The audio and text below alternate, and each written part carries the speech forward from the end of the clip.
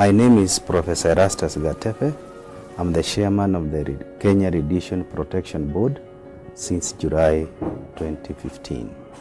The current radiation protection law in Kenya, as known, was established in 1948 through the Radiological Ordinance Act. This law, as is known today, was amended in 1982 by the Kenyan Parliament, which established the Kenya Radiation Protection Board. The board, under the Act, was enhanced its mandate, and at the same time, after it was gazetted in 1984, it is the one that is still in operation. It is also the same law that was amended in 2014 to expand its mandate to include the nuclear protection. The current board is known as the Kenya Radiation Protection Board, with expanded mandate of nuclear protection.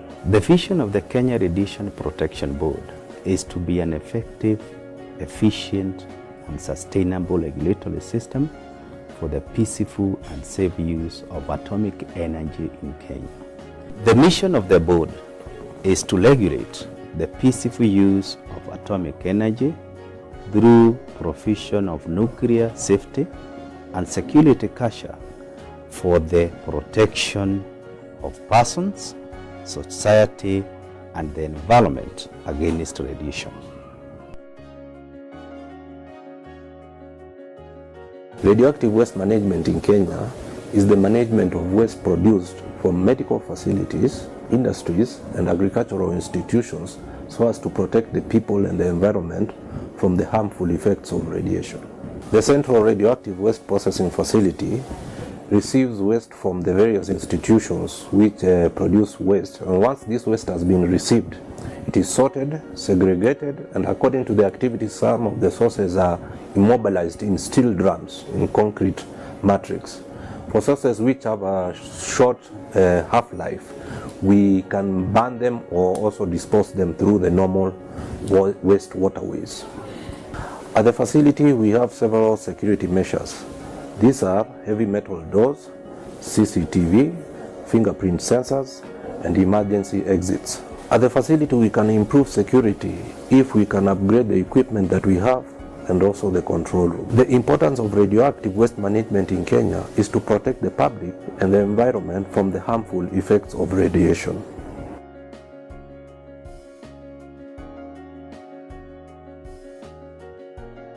My name is Dr. George Gatua Njoroge. I'm the officer in charge, CBRN COE. CBRN stands for Chemical, Biological, Radiological and Nuclear Center of Excellence. It was started in 2012, and its mandate is to prevent and mitigate CBRN emergencies. CBRN tasks are information sharing within the region, capacity building in the CBRN Centers of Excellence, implementation of projects, and creating awareness of CBRN issues within the region. CBRN COE initiative is funded by the Kenyan government, the European Union, and the United Nations Interregional Crime Research Institute. For CBRN to realize its future, we need an increase in human resource capacity, training of staff, more and upgraded equipment, and strengthen CBRN COE Regional Secretariat. Nuclear security are the measures put in place to detect, deter, and respond to unauthorized access or illicit trafficking in radioactive or nuclear materials. In Kenya, we have had a number of nuclear security related events, including illicit trafficking in uranium, theft of radioactive materials, and attempted unauthorized access to radioactive materials in our radiological facilities. The Radiation Protection Board has established a national nuclear security coordination committee to coordinate a multi-sectoral team of 18 stakeholder agencies to coordinate nuclear security related activities in the country. Nuclear security requires specialized equipment to detect and measure illicit trade traffic to radioactive material, unauthorized access to radioactive material, or illegal transfer.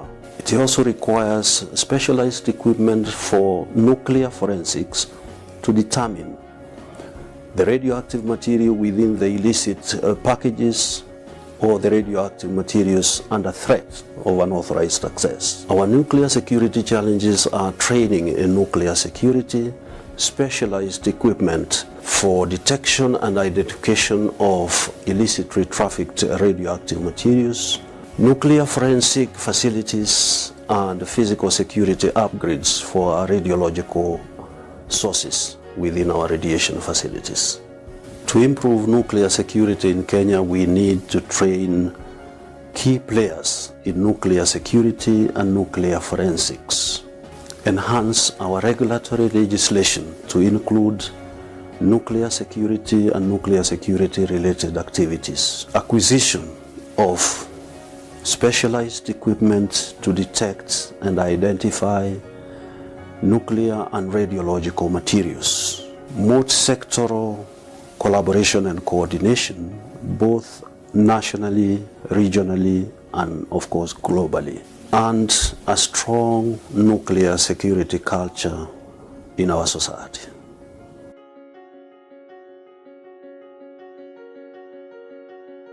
My name is Beth Kaburu, in charge of nuclear security and emergency preparedness and response. Emergency preparedness and response is the capability of a facility, an institution, or even state to respond to any accident or incident that may involve radioactive materials. The major role of Radiation Protection Board during emergencies of radiological materials is to give technical expertise to national competent authorities that are involved with coordination of emergencies and response, such as National Disaster Management Unit and National Disaster Operations Center. Several organizations are involved in response of radiological and nuclear accident, depending on the magnitude, as highlighted in the National Response Plan. We have received equipment from the European Union, from also the US government, and from the International Atomic Energy Agency. Equipment we use during emergency preparedness and response are in three categories. One is on the personal radiation dosimeters, two is on survey meters, and three is identifiers. To improve emergency preparedness and response, Kenya needs to build capacity in terms of education and training, and in terms of equipment. We need to conduct drills, simulations, and exercises, and also we need to harmonize existing capabilities.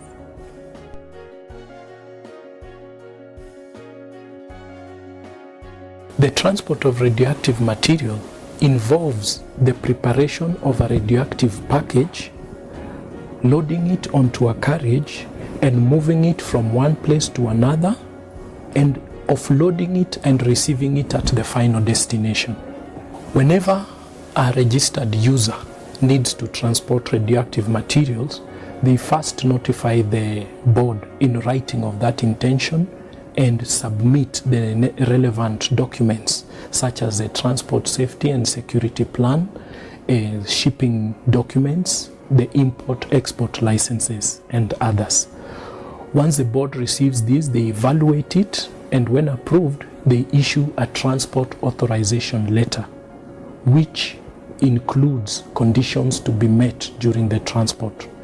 In some cases, the inspectorate will conduct pre-transport inspection to ensure the safety of the package. There are two parties involved.